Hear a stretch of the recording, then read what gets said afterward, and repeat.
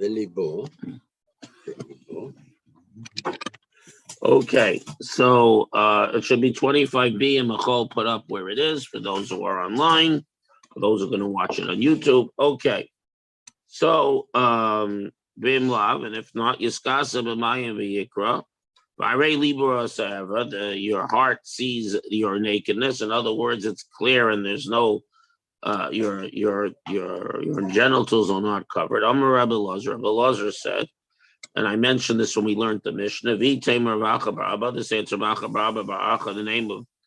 name of Rabbeinu, which means Rabbi Yudanasi. But Mayim Ekurim Shanu.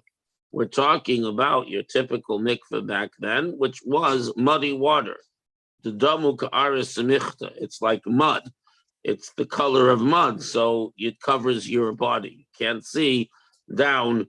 Nothing can be seen because it covers you completely. Shelo yira liber avaso. So your heart, in other words, the upper part of your body should not be exposed to your erva. Tonu Rabbanim. Wait a minute. Is that a kosher mitzvah? Dirty water? Yeah, as long as it's not too smelly, it's kosher. But muddy water is a kosher mikveh, yes. When the mikvahs all muddy? Well, they were natural pools of water. So if you wanted it to be muddy, you just kicked up the mud on the bottom with your feet, and it became muddy, like a pond. Tonu Rabbanim, Mayim Salulim. If it was clear water, Yoshavim al Tzavaro, Bakore. If it is, we learned in the Brisa, clear water, sit with them up to your neck and read. But Yesham, others say, Ochran Baraglav. You first have to make the muddy with your feet. Again, there's always a layer of mud in the bottom of a natural pool. So kick it up. The Tanakama. And what about the Tanakama? Doesn't he hold that Libo Roas Erva, your heart is exposed to Erva is a problem? Because he holds that for Shema, Libo Roas Erva, if your heart sees the Erva, mutter, it's permitted. If he sits down, if he crouches down, but even if you make the water muddy, if you're crouching down, your heel is exposed to the Erva. Kasavar, he holds. If your heel, we had this earlier, is exposed to the Erva, it's permissible. Itmar, we learned in Machlokas of Amorayim. Keva Roas Erva mutter. Nogeya Abaya Ama Asar. Abaya said it's forbidden. Rava says it's permitted. And Rabbi Zvid Master Hashmaitza, he learned it differently. Rabbi Chanina Kinina, great Rabbi Ika, learned it Hafi Nageya, that if your heel is touching the air, everyone agrees it's forbidden. Roa, if the heel is exposed, the Abaya says also. Rava says it's much. Why? Lo nitna Torah l'malachi hasharis. Torah is not given to angels of heaven, and sometimes you're in the mikveh, need to say Shema. Hilchos and Nageya, in other words, you can't demand too much of people.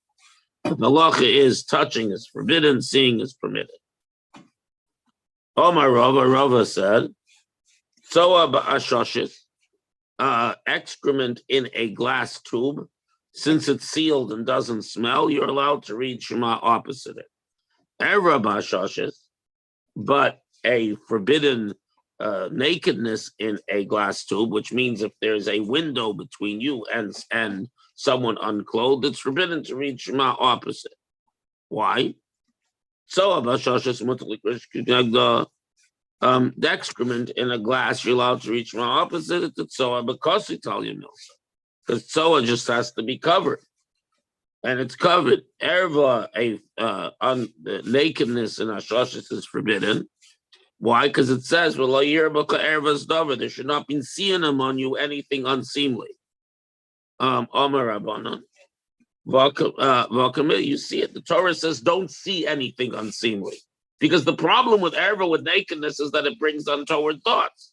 So if someone isn't properly dressed, you can't daven in their presence, even if they're behind a window. A man looking what? Man looking at his own erva? Well, we're talking here about someone else's erva, but even another man, it's unseemly. It's not conducive to proper kavanah, let alone a woman. Yeah, that's true. Why are we even discussing learning Torah or saying something Kaddish in this Because you need to situation know like the this? halacha. You might think that it's so important to say something holy, you can do it anywhere. So we say no. Amar Abayit, Soa Kolshu, if there's a tiny bit of excrement, Mavatla, you can nullify a baroque with a spit. Amar Rav, a baroque of it with thick spit, like if you're thirsty. Amar Rav, Soa Baguma, if you want to daven and there's excrement in a hole, Naniach Sandalo, you put your shoe on it and you read Shema. What happens if you have excrement stuck to your shoe and you put your shoe down firmly? What's the law? Teiko, it's unclear what the law is. We don't have an answer. This whole situation, that if you think about it, is very unsightly. Yeah, but that's the way the world was then. When you don't have indoor plumbing, there's junk all over the place. Amar Rav Yehuda said, Akum Arum, a naked non-Jew, you're not a read to Shema opposite him. Maya Yakum, why a non-Jew, even a Jew? No, Pshita, another Jew, it's obvious it's forbidden, but a non-Jew, I might think, since it says about them, with regards to the Egyptians, Asher Basar Chamer and Basarim, their flesh is the flesh of donkeys, that it's like it's a donkey, Kamash Malon, that it's also called nakedness because when Shem and Yefes covered over Noah, it says, and the nakedness of their father they did not see.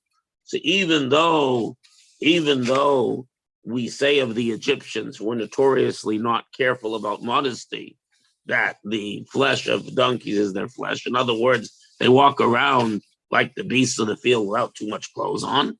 Nevertheless, since it's a question of untoward thought, and untoward thought is incited as much by any human being as opposed to an animal. Therefore, even though we criticize the Egyptians for the lack of modesty, they still have the law of any other, comparing them to donkeys, they still have the law of any other person, that any human being who's inappropriately dressed is a potential distraction from prayer. Well, now, if you're going to cover yourself with mikveh water, you should not cover yourself with rancid water, with smelly water, and not with water that you soaked flax in, because basically you're rotting away the vegetable matter and leaving the fibers, and it stinks. Is it May Misra? Yeah, water flax is soaked in. The flax plant is made up of vegetable matter and fibers.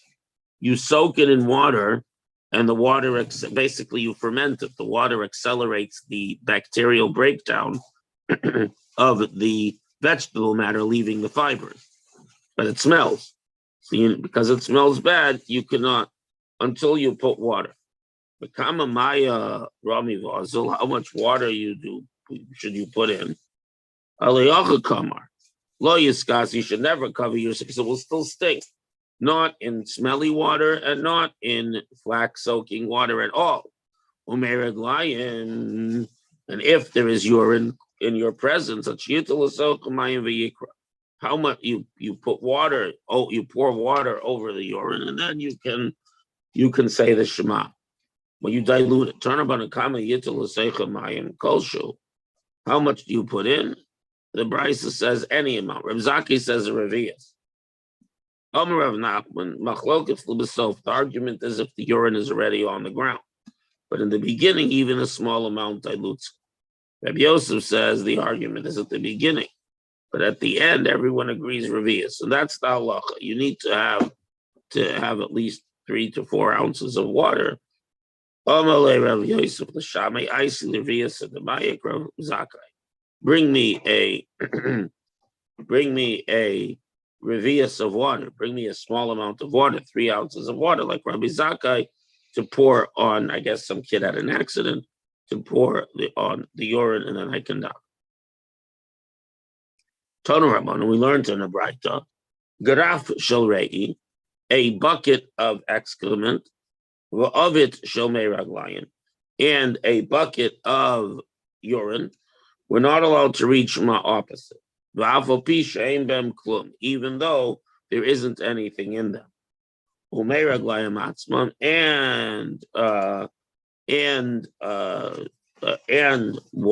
urine itself until you put water in it. And how much water should you put in it? Kosher, the smallest amount. Rabbi Zakkai says a revius. Bein lefnei mita, bein la'achar mita. Whether it is before the bed or after the bed. What does that mean? What does that mean? Lefnei amita, la'achar mita. In other words, if you are on the same side as the urine, as the bucket, or if you put the bed between you and the bucket, it makes no difference because it's in the room. Rabbi Shimon Gamliel says that if the bucket is hidden by the bed, you can read. Talking where it's empty. If it's in front of the bed, and it's between, and it's in the same space as you can't read. Of a market you can walk away by 4 amot and read. Shimon Elazar says even a house 100 amas tall. It's even a huge room. You shouldn't read until you take the chamber pot out, or you place them under the bed. So what's okay? So we're learning all this, but today we don't have this problem. Nobody would do anything like this. We don't have chamber pots there. We have toilets. I know, but it's relevant in a hospital with the bedpan and so on. It's relevant in hospitals. The stuff is all relevant. Unless somebody says, "Look, and camping. Look how important Talmud, law was to study even under the most difficult circumstances. Yes, maybe that's the lesson. Well, for us, yeah, lesson, but also like when you go camping, you want to make sure that you dig a hole and cover it well so you can daven. Yeah, so we learn. We take a lopete with. Yeah.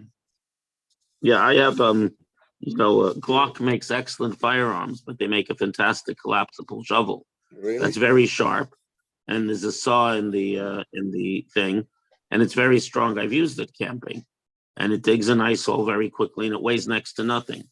It packs down into a piece the size of a siddur. Really? Yeah, that's one of our siddurim. Yeah. The canceling with it's the only Glock that's legal in Massachusetts. What's legal? Massachusetts has a list of firearms you're allowed to have, you're not allowed to have, and only the police are allowed Glocks. It's not on the permitted list. It's such a good personal safety. What does this have to do with the lopete? No, because they make Glock, the company Glock, the Austrian company, makes an excellent collapsible shovel that I use when I go camping. Yeah. And I keep it in the car just in case I have to dig the car out of the snow or something. It's a small shovel and the handle expands like 3 times, and it's very sharp and very strong steel. And it's good if you ever have to break ice or dig yourself out, or I put it on my backpack when I camp. There's not always a bathroom where you go. Rabbi, canceling with thick spit, is that similar to why there would be spittoons in some of the shuls? Or is that I know spittoons in the shuls because people always had coughs, and in the old days, people were always coughing, and people always had colds and bronchitis. I thought it was no. And this is typically speaking where you're davening out there, and the shul would be clean. Zev, do you need anything? Oh, he wandered off somewhere. He's here somewhere. He didn't say for tobacco chewers. Yeah. They used to have who can hit this from a distance. Yeah. Right. Okay. Gosh, you'd see him. We had a janitor in shul, my old shul in Maine when I was a kid, that used to chew tobacco. It's the only person I ever saw chewing tobacco. Okay. You can still get. Yeah, it's not good for you. No. Yeah, well, I whatchamacallit. I'm very sensitive to tobacco. They used to give out, many years ago, they still used to give out chassan cigarettes. When someone became a chassan, they gave out cigarettes. Yeah, in my time, they switched to giving out candy because they realized how bad smoking is for you. So a chassan was like. No, a chassan, when you became a chassan in yeshiva, you go around and give everyone out a cigarette. Oh, there was a gezerah in our yeshiva. You're not allowed to smoke before you're 20. Anyways, so I once smoked a chassan cigarette, and it made me dizzy. I never smoked again. I smoked one cigarette in my life. You got sick on the He bought one cigarette, and he used to buy cigarettes. Yeah, for 5 kopecks or whatever. Yeah, He bought one, and he got sick. and never smoked never again. smoked again. Well, it didn't make me sick. It made me dizzy. I think he had some other reasons too. Cigarettes are good defense. I would take them while delivering pizzas. And when you're in a bad situation, you can pull out and give them to people. Okay. You've done many things in your life. Okay. But at any rate, but these halachas are relevant in camping, they're relevant other times and so on. And the same thing in the hospital. If the bedpan is visible, you're not allowed to daven. You have to put it away or put it under the bed, whatever.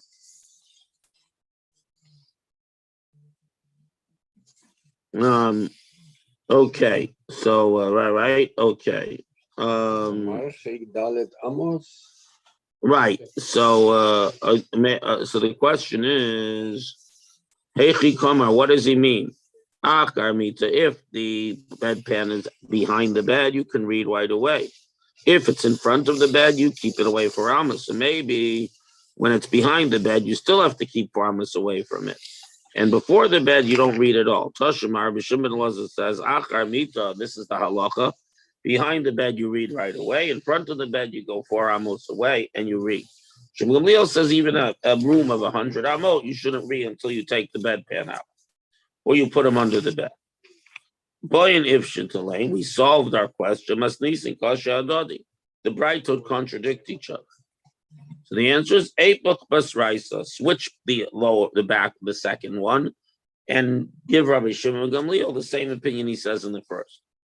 Ma Chazis, why do you switch the last one? Switch the first one. Because who did we hear from that he says a whole house is a whole room is like 4 amot? Rabbi Shimon Elazar. Rabbi Shimon Elazar is the one who holds it. No matter how big the room is, we treat it like 4 amot. Rav Yosef said, we asked from Yehuda, Mita Pachas Mishleisha.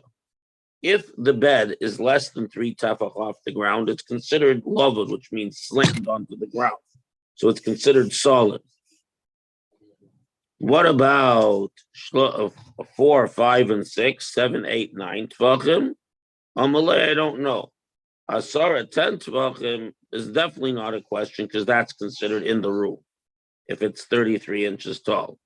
Amar Abaya Shap Ravad, it's good that you don't ask because if it's 10 tvachim, it's its own rishus, like on Shabbos, it's its own space. Amar Ravad halacha is less than 3 is like slammed to the ground, and if it's 10 tvachim tall, the bed is considered to be a separate domain. From 3 to 10, this is the question of Yosef Rabuna, and we don't have an answer.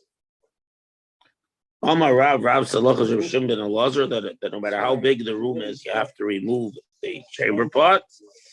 And so said Bali in the name of Rabbi Yaakov, Gerad of Shmuel, who was the son of the daughter of Shmuel. Halachas Shimon ben Elazar.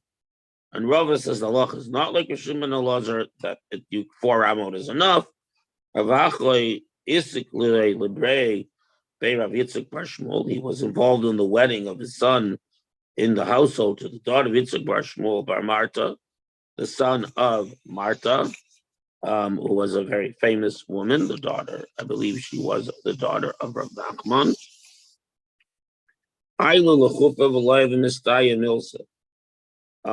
He was bringing him to the chuppah, and after the chuppah, the intimacy didn't go well.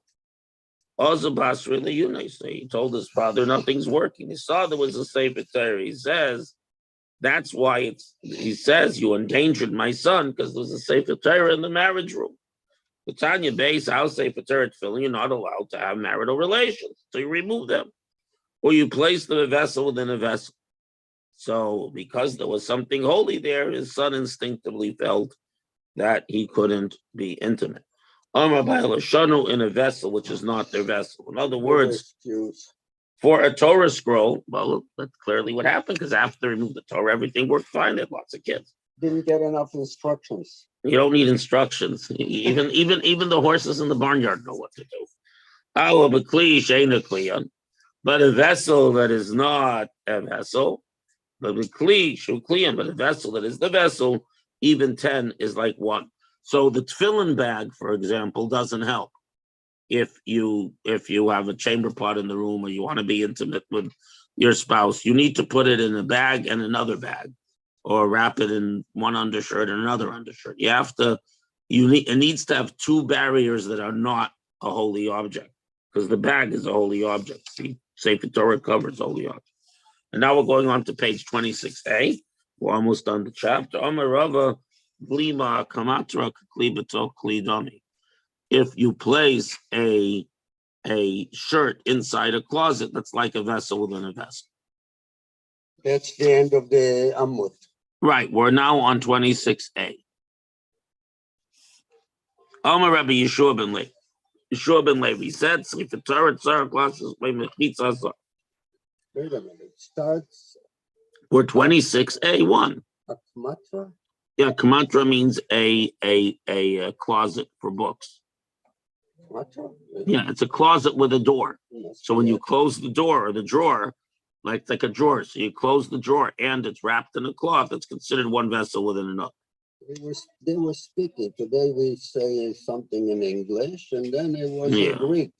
A Yeah. kamatra.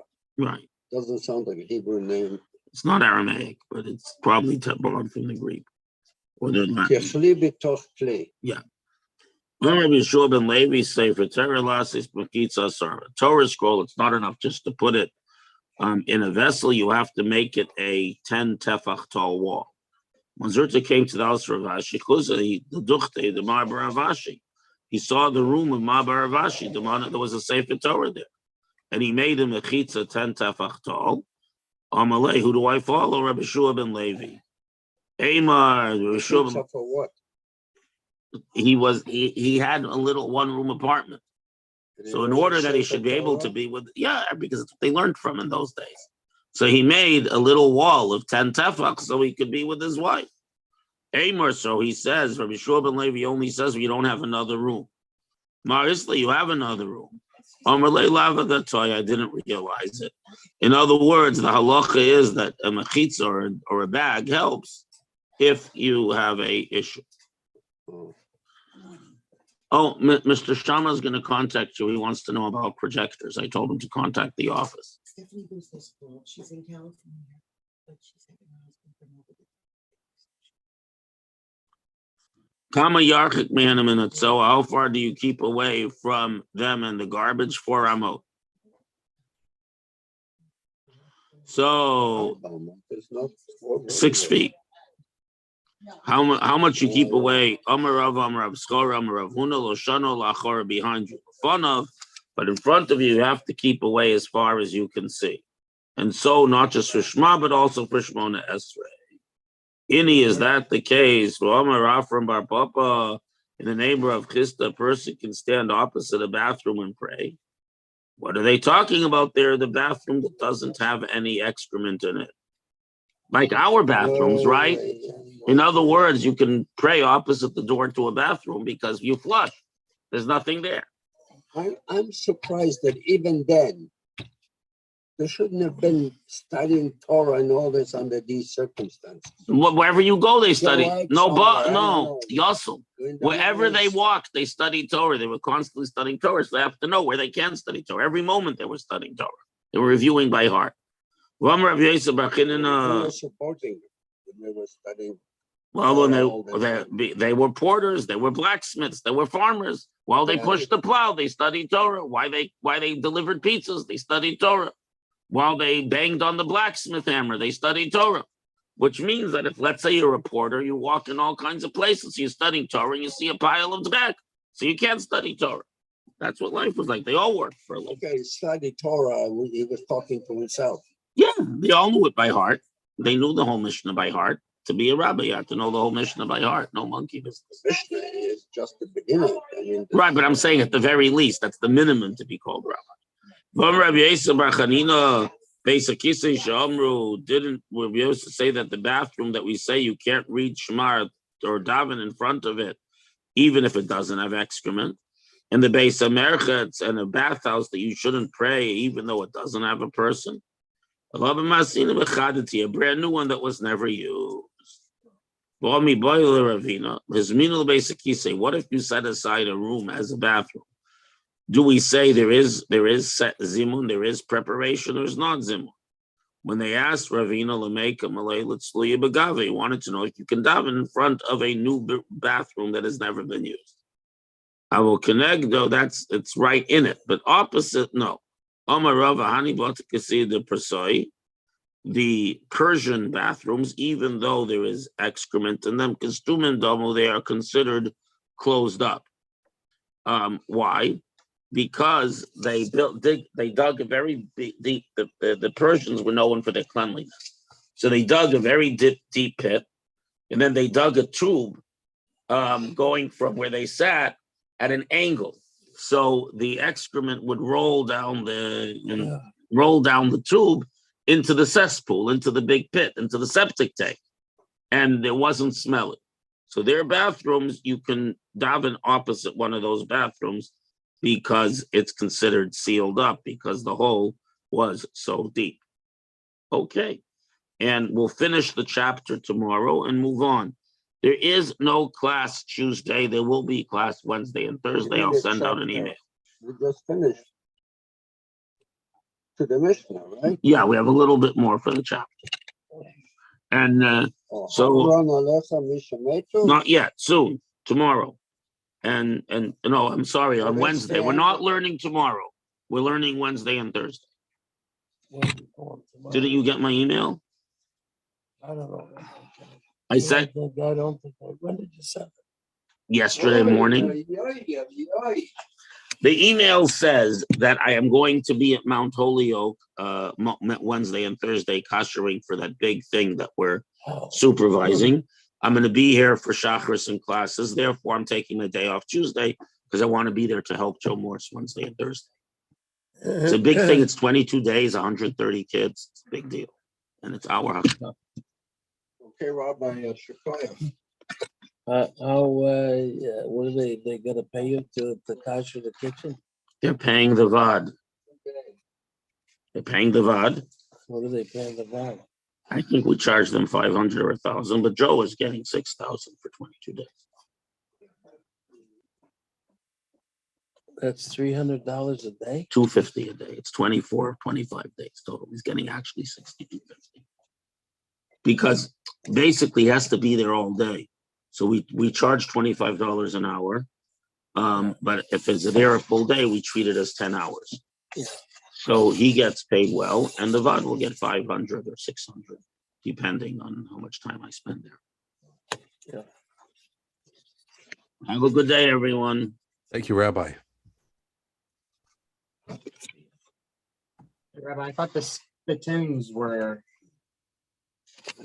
because it was weird because